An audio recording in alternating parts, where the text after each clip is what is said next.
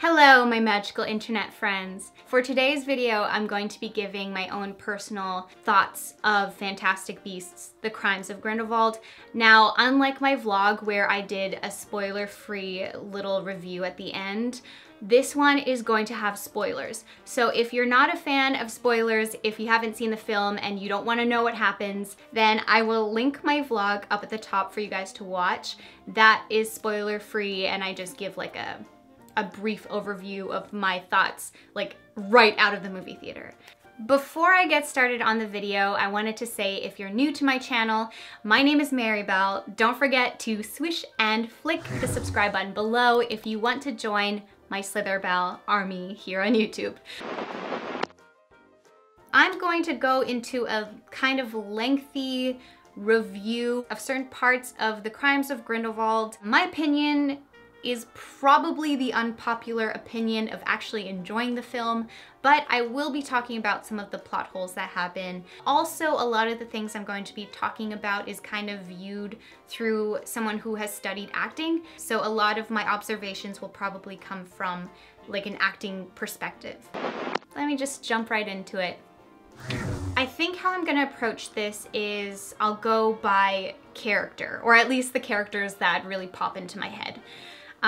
So the first character I'm going to start with is Albus Dumbledore, who was played by Jude Law. Now, some people were talking about his suit in the film and how that didn't really match up with, you know, robe-wearing older Albus Dumbledore that we're familiar with. So that's obviously the costume department and the directors say. I don't know if J.K. Rowling had anything to do with the costumes for this film. I mean, Jude looked great in it, so whatever, I guess. From the very beginning, I loved the choice of Jude Law as Dumbledore. I could really see it, and I see why they casted him. Watching the film, I loved it even more. Jude Law is a British actor.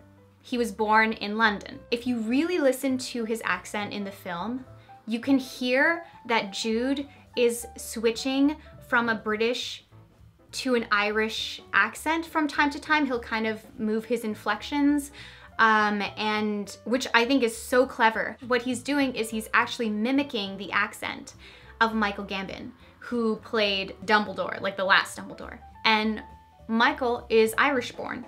Another thing is I remember a while back when, you know, we were just hearing about the young Dumbledore and all that stuff, and people found out that it may not be very clear that Dumbledore is gay. I thought that for the movie they were just going to, you know, kind of ignore the fact that Dumbledore is gay and that Dumbledore had these romantic feelings towards Grindelwald. And now they don't mention it. They don't say anything. Dumbledore never says anything that he had feelings for him or anything like that. But you can see it in Jude's face. You can see it in his eyes when he looks into the mirror of Erised, and whenever he sees the young Grindelwald. I also noticed that in the film they do give you lots of hints as to how the story is going to unfold, like Dumbledore talking to Newt about phoenixes and his family and all that, and then later on the big reveal at the end with the phoenix, and also near the end where Grindelwald is having his gathering and they have a shot of his shirt where they show the vial, the blood pact vial. And then shortly after, Niffler ends up stealing the vial. There are little hints like that to kind of tell you what's going to happen, to give you hints, which I personally really like that they did that. Leaving Dumbledore, I'm going to go on to Grindelwald. So obviously Johnny Depp plays Grindelwald, and what do I think of Johnny Depp playing this character? At first, I wasn't a fan, not because of anything in his personal life or allegations or whatever. I was just worried that I would see Jack Sparrow constantly. Like, I feel like since Johnny Depp has played Jack Sparrow, I only ever see Jack Sparrow in his characters. So I was a little bit worried about that. But I will say that that didn't happen for me in this film. I actually saw Gellert Grindelwald. So that was nice. Could they have casted someone else for the part? Sure. But they didn't. And yeah, that's all I'll really say about that. Now, okay, let me just say this. From what I noticed in the beginning of the film, when Grindelwald is imprisoned, he has his little lizard creature thing, Antonio, and he's like on a leash. How did that creature get there? Like how does he have that? Where did that come from? That's my question. I was really confused about that. And then he ends up like throwing it away, which was kind of weird. It was just like, oh, you're too clingy, goodbye. And it's like, what? What? Grindelwald is definitely a different villain than Voldemort because of the fact that Grindelwald saved the man that was, you know, that he tossed out of the cart. He saved him. Whereas I feel like Voldemort would have just like killed him instantly. They definitely play with Grindelwald's manipulative nature. He kind of acts a bit like a performer at times, like during the gathering when that young witch was killed in front of the crowd. Do we really think that Grindelwald really cared about that young witch who was killed? Probably not, but he pretended. He kneeled down beside her and caressed her head, I think it was her head, and just said bring her back to her family, and was just very gentle and kind about it. I can see why someone would be seduced into thinking that his side is the good side, that his side is the right side. And like I said, very different from Voldemort. Voldemort is just, you know, plain and simple, whereas Grindelwald kind of tricks you a little bit. Moving on to Queenie Goldstein. Queenie in this film has become so much crazier, and obviously that's a word that triggers her, crazy. But I love her character, still love her. You know, I'm really curious to know which love enchantment Queenie put on Jacob. If it was like an entrancing enchantment or what it was, because I don't think it was Amortentia. I mean, it could have been, I don't know, but I don't know. That was just something I was like, oh, I wonder what enchantment she used. I really felt for Queenie in this film, the fact that she just wanted to have what everyone else had, to be able to simply marry the man she loves. She's willing to, you know, put herself in jeopardy to marry Jacob, which shows how much she loves him. But obviously Jacob does not want that to happen. He doesn't want her to go to jail. And also the fact that even her sister is against it. She's against her being involved with Jacob. If I put myself in her shoes, I'd be really frustrated as well. So Grindelwald really plays into that. He really emphasizes love to Queenie. Now, I've been seeing that some people have been really angry about the fact that Queenie switches sides. I have to say, I'm not surprised, and I think it was necessary for that to happen. I think J.K. Rowling obviously loves the shock factor, which is why that big reveal happens at the end where we're just like, what? I do think that it was necessary for Queenie to kind of, you know, cross over because of how desperate she is for change. And she probably thinks that the only person that could help her is Grindelwald. This is probably an unpopular opinion, but honestly, I really like the fact that Queenie joined Grindelwald, mainly because it shows character growth, and it was just necessary. I don't know, it would have been really boring if Queenie just like went along with Newt and just, you know, was just complacent and was just like, okay, yeah, I can't marry you, Jacob, that's fine. You know, that would have been really boring, and obviously she had the motivation to cross over. So it makes sense that she did. Speaking of really trusting Grindelwald, there's also, when she crosses the blue fire, she's the only one that actually is in pain crossing it. So is that just a little bit of doubt in her that she is making the right choice? She doesn't know if she's making the right choice. She's basically leaving Jacob behind, which is not the purpose, because Credence was able to walk through the fire not being affected by it. Queenie was the only one who actually felt pain from it. So, I mean, maybe it was physical pain or maybe it was emotional pain that she was deserting Jacob, basically. I will also say I really loved the actress who played Grindelwald's like right-hand woman. I believe her name is Rosier, but I could be wrong, I don't know. I found out that she's a British actress. I think she was born in France. So, and she's obviously fluent in French because her French was impeccable. When she's having a conversation with Queenie, she goes, I would say deeply committed. Super dark, super French, super, she's great. I loved her. Briefly touching on Tina, she had a vastly smaller role in this film than she did in the first film. We saw much more of Tina in Fantastic Beasts and Where to Find Them than we did in this film. I do wish that her character development was a little bit better. I'm not sure what it is, but maybe it's because I need to know more about her for me to get her. The actress who plays Tina and Eddie Redmayne, they really have great chemistry. Their chemistry is adorable. Speaking of their chemistry, let's go right into Newt Scamander. So first of all, in the beginning of the film, there was this very bizarre like three-way shot with Theseus, Newt, and Lita.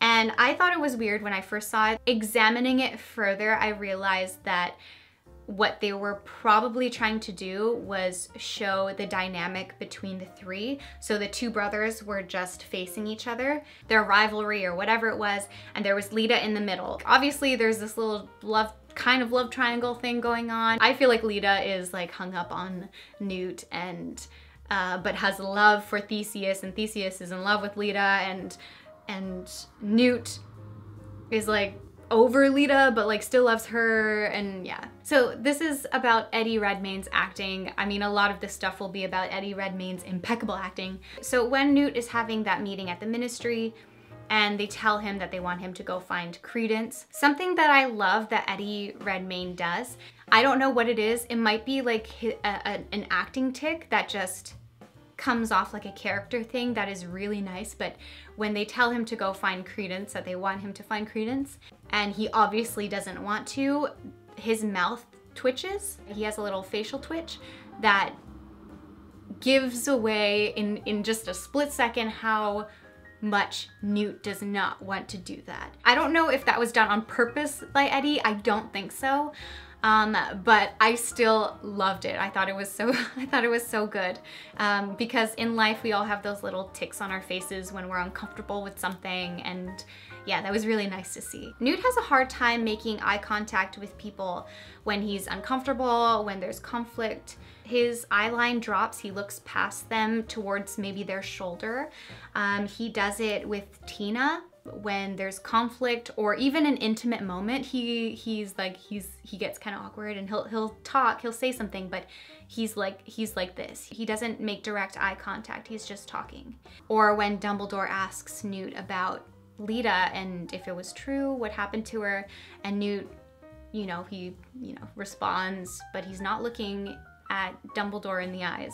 You can tell it's deliberate because of the fact that he won't make eye contact during those moments, but when he's talking about Tina being a middlehead, or the salamander eyes, or whenever he's talking about magical creatures or anything like that, where he's very sure, where he's confident, he'll make eye contact.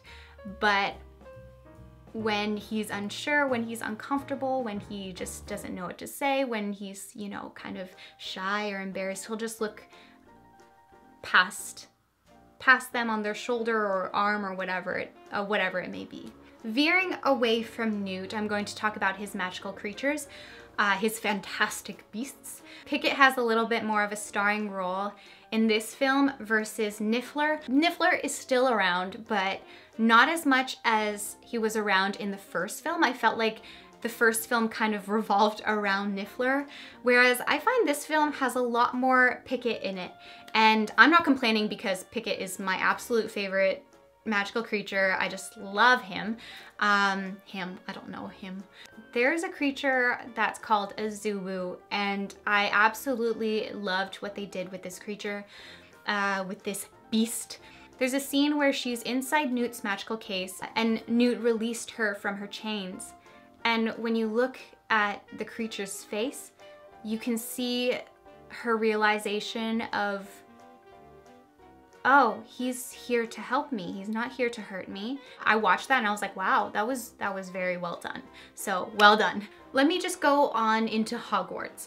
Now, when I watched the film, like my heart was singing when they went back to Hogwarts. I was so excited. But what I didn't understand, and this is kind of like another plot hole, how were the Ministry and other wizards able to apparate onto Hogwarts school grounds? Correct me if I'm wrong, but I thought that that wasn't actually something you could do. Maybe they just didn't have that at that time, I don't know. But that was something that I was a little bit like, Now, the biggest issue that has been going around the internet, that is having Professor McGonagall in Hogwarts. Crimes of Grindelwald was set in 1927. That would mean that Minerva McGonagall was not born yet. And yet, Professor McGonagall was there. And even before 1927, because when they're in their flashbacks, guess who's there? Professor McGonagall. I don't think that it's another McGonagall. I don't think it's a different McGonagall. I really think it's Minerva McGonagall. And I'm pretty sure on IMDb, she's credited as Minerva McGonagall. You know what? I'm gonna say that J.K. Rowling did that on purpose. There's a purpose as to why Minerva McGonagall was there. J.K. Rowling knows her characters. She wrote their bios, so she definitely knows that Minerva McGonagall wasn't born then. So I don't know, is it like some time travel thing, or I don't know. One little thing that kind of confused me was, and maybe some of you guys can explain it to me, maybe I missed something, but Nicolas Flamel, he went into a cabinet and pulled out a book where the Philosopher's Stone is, and he opens this book and talks to a woman in the book, and it's never said who she is. I can't remember what she said to Flamel, if she was just like, she said something like, we want you to go, or we think you should go to the gathering, or whatever it is. And that was just never explained. It's like, who's we? Because I do remember she said we, and it's like, who are we? Who's we in this? Yeah, I was just kind of like, what was the point of that book? And what was that book? And who was that woman? Because they kind of deliberately covered her name. There was a name, there was a plate at the bottom of the frame of the book where it said her name. It was so small, and his hand covered it most of the time. So I was just like, well, I don't know. I really have to mention quickly that there was a very beautiful shot of, I believe it was La Seine in Paris. This happened before Newt and Jacob would be captured by Yusuf and thrown into like a makeshift jail of sorts with Tina. The next time you guys watch the film, look at that clip. It's just breathtaking. Moving into my favorite new character that was introduced in this film, Leta Lestrange. So before the film, there was always kind of a question whether Leta was a Hufflepuff or a Slytherin, because she's a Lestrange, so, you know, Slytherins run in their blood. But the fact that she's best friends with a Hufflepuff, which doesn't seem to normally happen, because at least in Harry Potter, Draco, the first thing that Draco says about Hufflepuff is that he would leave the school if he was put into Hufflepuff. And sure enough, Draco is a Slytherin and also pureblood, and Slytherins run in his family. So even though it was more likely that she's a Slytherin, I personally wasn't sure, because I didn't know if back then Slytherins interacted with Hufflepuffs, because in Harry Potter they definitely didn't. But I mean, I definitely would. I'm all about the puffs. The first thing I looked at when I saw Leta on screen, I was like, okay, what color are her robes? What color are they? Are they green? Are they yellow? And when I saw that they were green, I was like, oh my God, yes, hallelujah. I'm very pleased that she's a Slytherin, interacting with a Hufflepuff, best friends with a Hufflepuff, probably in love with a Hufflepuff. And more than anything, that we have good Slytherin representation. Thank you. I also noticed that the girls that were bullying Leta were Gryffindors. So that's still a thing. Gryffindor against Slytherin, always a thing. So let's just get into Leta's love life for a second. Who the hell does she love? Which person is it that she's in love with? Is it Theseus or is it Newt? I personally think it's Newt. I think that she's with Theseus because it's kind of convenient for her, and it's stable. And also, that he is the closest thing she'll ever get to being with Newt. And I think the reason why she would never let herself be with Newt, the reason why she isn't with Newt, is because she thinks that he's too good. Like too good for her, and that because she's very self-deprecating. She says things like she's wicked, that she's a monster. I feel like her feeling that way about herself really stops her from pursuing anything with Newt, because she thinks that she's just not good enough. And I think also Theseus does well for her image. And maybe Theseus got her a job at the ministry, I don't know. But he definitely makes her look good, for sure. During the gathering, it is really apparent how strong Lita's willpower is, because Grindelwald actually approaches her and tries to convince her to join him.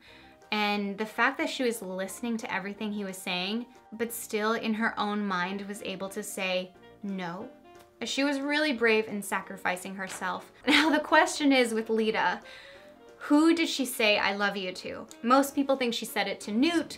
I'm sure some people think she said it to Theseus. I think it's really hard to say, because when she said I love you after they showed both men, they didn't just have one close-up or anything. It was a shot of both men. I think that she said it to Newt. I do. So I haven't spoken about Nagini yet. Okay, so Nagini had such a small role in this film. I know that her part will be much bigger in the future films, which I am really excited to see, but her part in The Crimes of Grindelwald was quite small. She was mostly an emotional support system for Credence. She barely had any lines. Like she had a couple lines here and there, but like barely like 5 lines.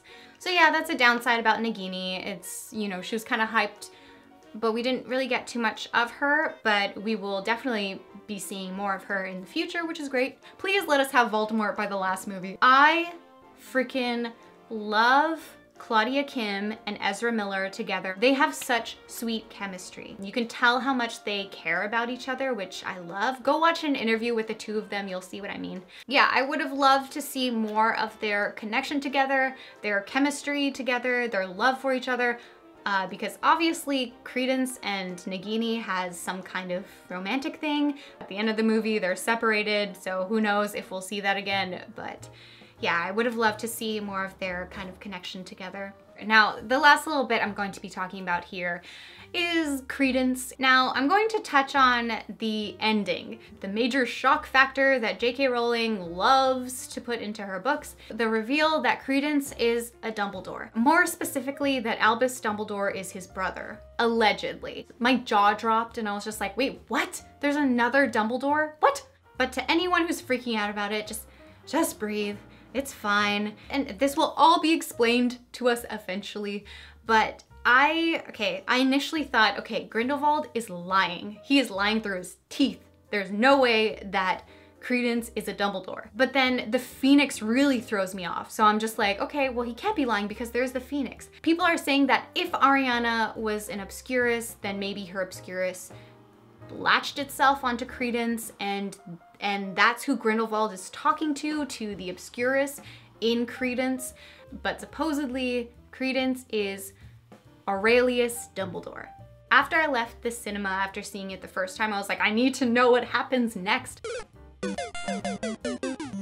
I trust that J.K. Rowling has something up her sleeve and that everything will be explained by the end of the series, and I'm actually really looking forward to seeing how everything turns out by the last film. I left the movie theater feeling really happy and really excited.